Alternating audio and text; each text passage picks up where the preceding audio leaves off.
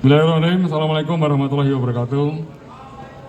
Selamat pagi, rekan-rekan, Pak Karo Propos, Pak Karo Penmas, serta rekan-rekan media yang saya hormati. Belum saya menyampaikan tentang pelaksanaan sidang AKP yang berlangsung dari tadi pagi ya, sampai dengan pagi lagi ini kurang lebih sekitar 18 jam. Saya selaku Kadif Humas pertama kali menyampaikan permohonan maaf yang sebesar-besarnya pada rekan-rekan media. Mungkin di dalam peliputan sidang KKP hari ini ada hal yang kurang berkenan atau ada hal yang membuat rekan-rekan tidak nyaman.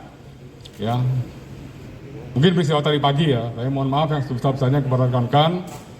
Kemudian yang kedua, saya juga mengucapkan terima kasih dan apresiasi yang setinggi-tingginya kepada rekan-rekan media yang mengawal proses kinerja dari tim sus yang sudah dibentuk oleh Bapak Kapolri.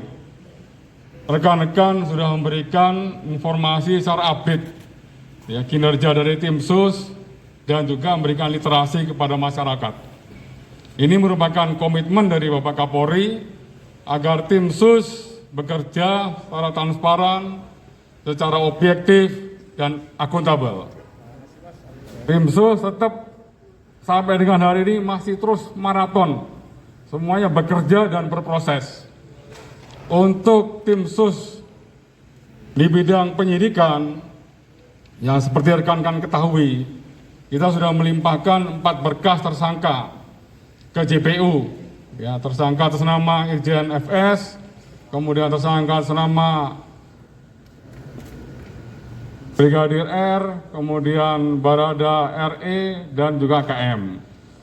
Besok tim sidik juga sudah melayangkan surat panggilan kepada Ibu PC sebagai tersangka yang akan didengar keterangannya besok pagi. Dan juga untuk tim sidik masih terus melakukan proses penyelidikan terkait 6 orang yang sudah direkomendasi oleh Itsus untuk diproses obstruction of justice. Ya, ini masih berproses semuanya. Dan sesuai dengan perintah Bapak Kapolri, tim sus bekerja paralel dan secepatnya untuk segera dituntaskan kasus-kasus tersebut. Ya, demikian juga hari ini Inspektorat Khusus bersama Propam menggelar pelaksanaan sidang Komisi Kode Etik dengan pelanggar atas nama Irjen FS. Seperti rekan-rekan ketahui bersama, dari sidang maraton yang sudah dilaksanakan pada hari ini, pimpinan sidang telah memutuskan secara kolektif kolegial kepada pelanggar FS. Ya, tadi sudah disebutkan, perlu saya baca ulang kembali pada rekan-rekan bahwa sanksi yang dijatuhkan yang pertama adalah sanksi etika, yaitu perilaku pelanggar dinyatakan sebagai perbuatan tercela. Yang kedua, sanksi administratif berupa yang pertama penempatan dalam tempat khusus selama 21 hari. Tentunya yang bersangkutan sudah menjalani patsus, ya, tinggal nanti sisanya. Dan yang kedua adalah pemberhentian tidak dengan hormat atau PTDH sebagai anggota Polri. Ya, meskipun yang bersangkutan mengajukan banding, ini merupakan hak yang bersangkutan. Yang bersangkutan sesuai dengan pasal 69 dikasih kesempatan untuk menyampaikan banding secara tertulis 3 hari kerja. Selanjutnya mekanismenya sesuai dengan pasal 69, nanti untuk sekretaris KKP banding yang dalam waktu jangka 21 hari akan memutuskan ya keputusannya. Ya, apakah keputusannya tersebut sama dengan keputusan yang disampaikan pada hari ini atau ada perubahan. Ya, yang jelas yang bersangkutan pun sudah menerima apapun keputusan yang akan diambil oleh sidang banding nantinya. Ya, kemudian rekan-rekan bahwa proses persidangan yang secara maraton tadi dilaksanakan, kita sudah atau Komisi Sidang Kode Etik memeriksa 16 orang. Ya, 1 sebagai pelanggar atas nama Irjen FS, kemudian 15 saksi. 15 saksi pun ya sebelum yang bersangkutan memberikan keterangan kepada sidang komisi. Mohon maaf. Sorry. Ya.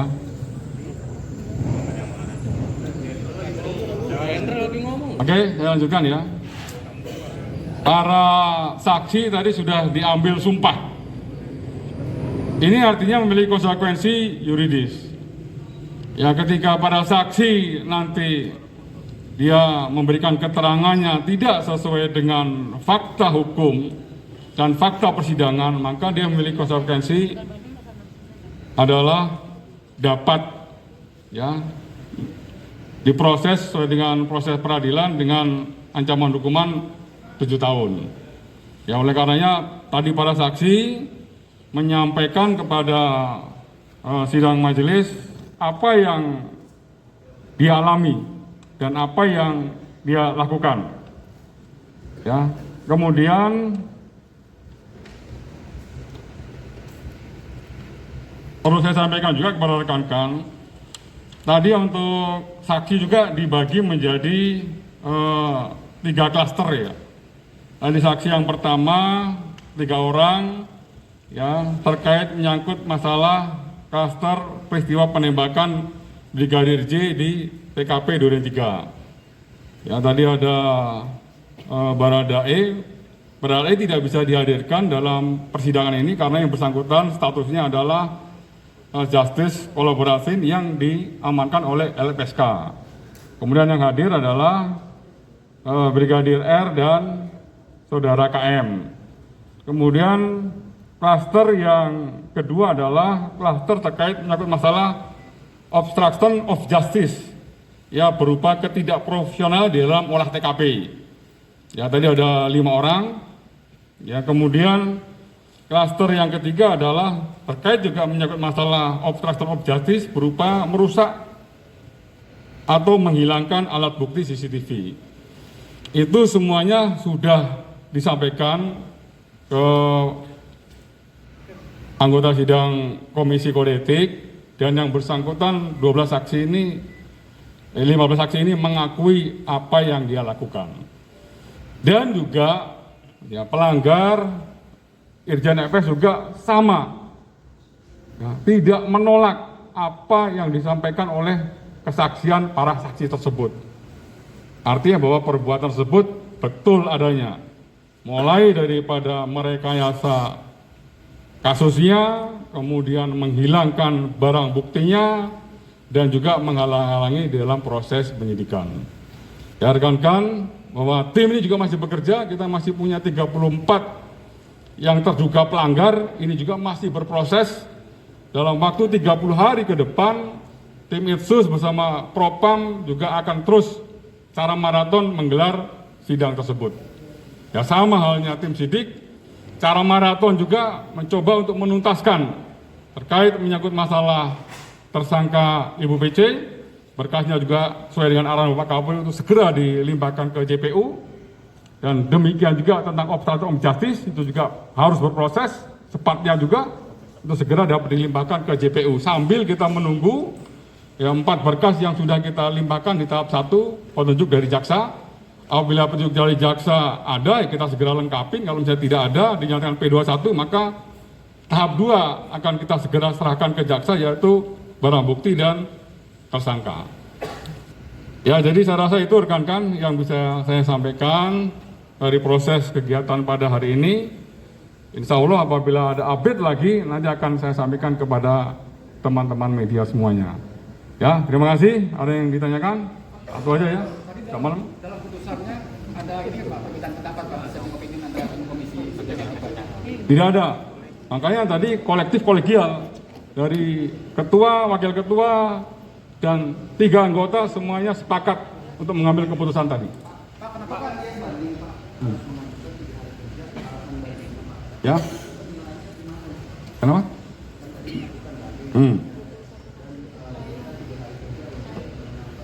Secara tertulis. Ya, secara tulis ke sekretariat Komisi Kode Etik.